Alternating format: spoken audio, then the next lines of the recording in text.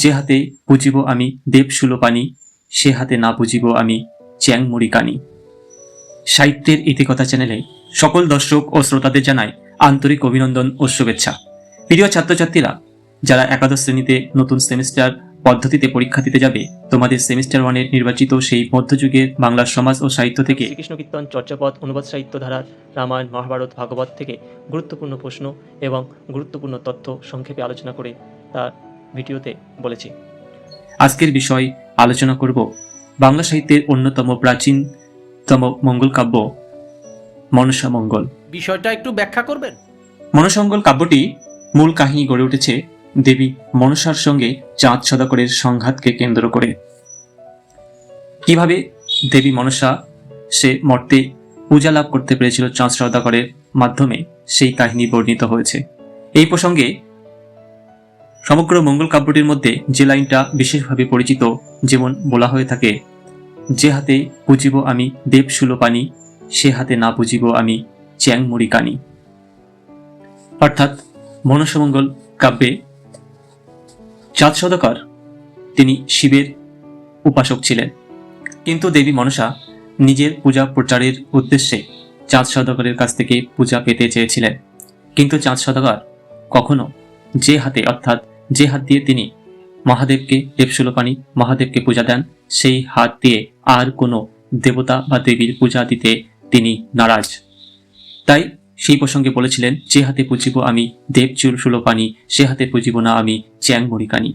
এই মনসা মঙ্গল থেকে তোমাদের বাংলা ভাষা ও সংস্কৃতি বইটি যে যে বিষয়গুলি বিশেষভাবে গুরুত্ব দেবে, যেহেতু তোমাদের এমসিকিউ ধরনের প্রশ্ন হবে, সেই অংশটি আমি আজকে একটু আলোচনা করব এবং সেখান থেকে গুরুত্বপূর্ণ কয়েকটি প্রশ্ন এখানে আমি তুলে ধরেছি।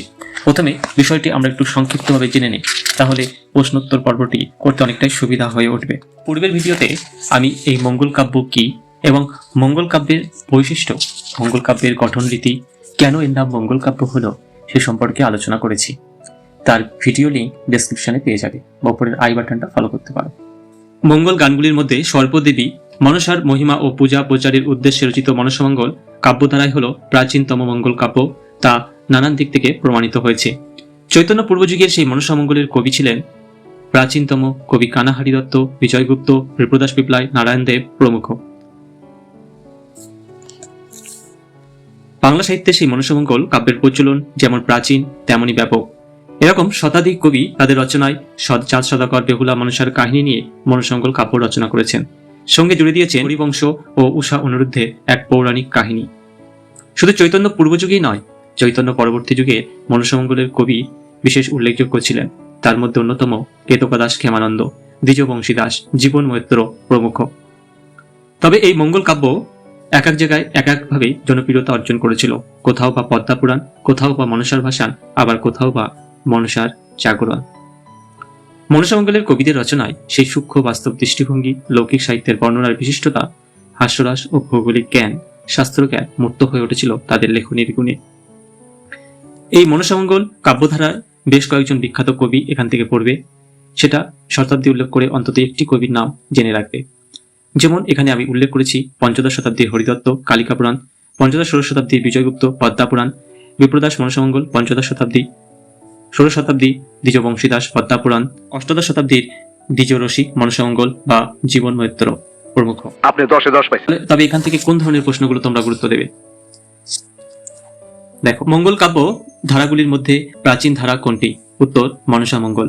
2, মনসা মঙ্গল কাব্য রচনার উদ্দেশ্য কি? সর্পদেবী মনসার মহিমা প্রচারের উদ্দেশ্য।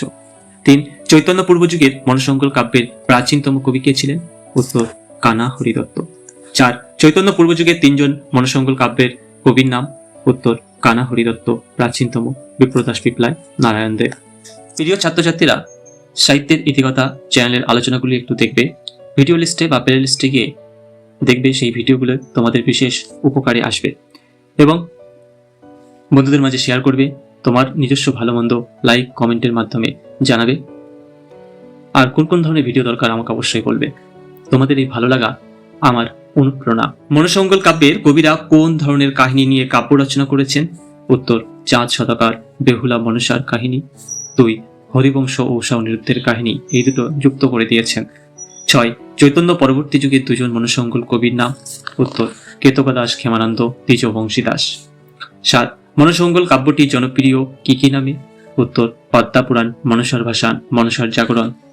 8. মনসামঙ্গল রচনায় কবিদের কোন কোন দিক ফুটে উঠেছে? সূক্ষ্ম বাস্তব দৃষ্টিভঙ্গি, লৌকিক সাহিত্য রচনা, বর্ণনার বিশিষ্টতা, হাস্যরস, ভৌগোলিক জ্ঞান, শাস্ত্র জ্ঞান মূর্ত হয়ে উঠেছে। মনসামঙ্গল কাব্যের নায়কের নাম কি? লক্ষিন্দর। মনসামঙ্গল কাব্যের প্রধান নারী চরিত্রের নাম কি? বেহুলা। মনসামঙ্গল কাব্যের মাহাত্ম্য কীর্তন মনসামঙ্গল কাব্যের মাহাত্ম্য কীর্তন করা হয়েছে কার? উত্তর মনসার। ধাতুশশী বেদশশী শক পরিমিত কার কাব্যের রচনাকাল জ্ঞাপক? বিজয়গুপ্ত। কাব্য পদ্মাপুরাণ। পরবর্তী লাইনটা হলো সুলতান হোসেন শাহ নৃপতি তিলক। 13. কোন কবি তার মনসামঙ্গল কাব্যে পৌরাণিক কাহিনীর অসামান্য প্রয়োগ ঘটিয়েছেন? উত্তর নারায়ণ দেব। পদ্মাপুরাণ। 14. প্রথম মুদ্রিত মনসামঙ্গল কোনটি? উত্তর কেতকা দাস ক্ষেমানন্দ। এই কেতকা দাস ক্ষেমানন্দের লেখনী গুণের মধ্যে উল্লেখযোগ্য ছিল অলঙ্কার প্রয়োগ, করুণ রস সৃষ্টি এবং বর্ণনার কুশলতা। এটা অনেক সময় দিয়ে থাকে যে কেতকা দাস ক্ষেমানন্দের লেখনী গুণ মধ্যে অন্যতম ছিল বলে আমি যেহেতু 3টি কথা বলেছি, অলঙ্কার প্রয়োগ, করুণার রস সৃষ্টি আর বর্ণনার কুশলতা, তোমাদের এর মধ্যে যে কোনো একটি থাকতে পারে, বাকি অন্যান্য অপশন থাকতে পারে। অন্যদিকে যে বিজয়গুপ্ত, এই যে পদ্মাপুরাণ, এই পদ্মাপুরাণে বিজয়গুপ্তেরও লেখনী বৈশিষ্ট্য ছিল যার জন্য অন্যদের থেকে তাকে সার্থক করে তুলেছে। সেটি হলো কি? দেশজ শব্দের ব্যবহার আর ছন্দের বৈচিত্র্য।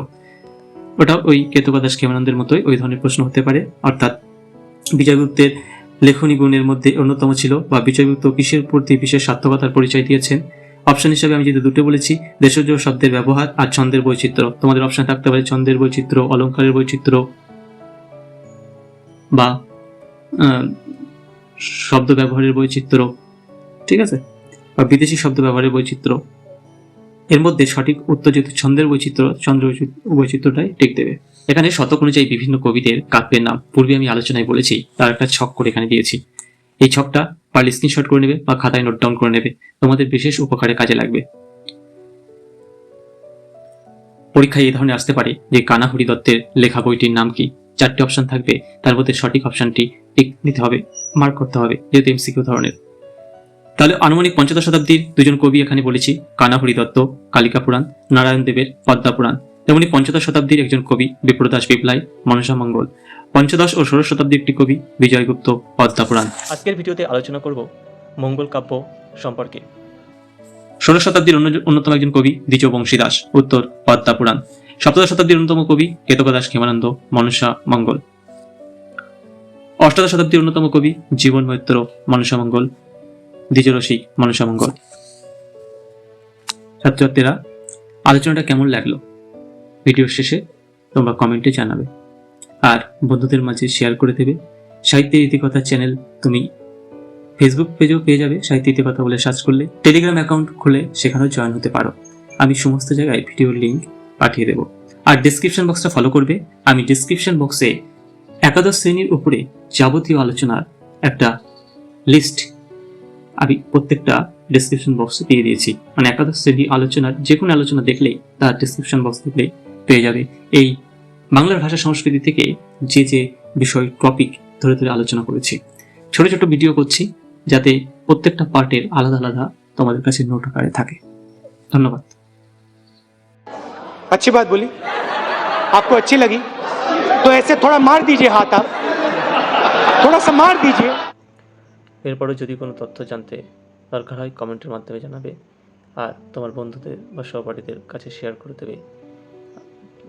চ্যানেলটি লাইক, কমেন্ট ও সাবস্ক্রাইব করে আমাকে এগিয়ে যেতে সহযোগিতা করবে। ধন্যবাদ। ठीक ठीक ठीक की ना, ठीक ठीक ठीक ठीक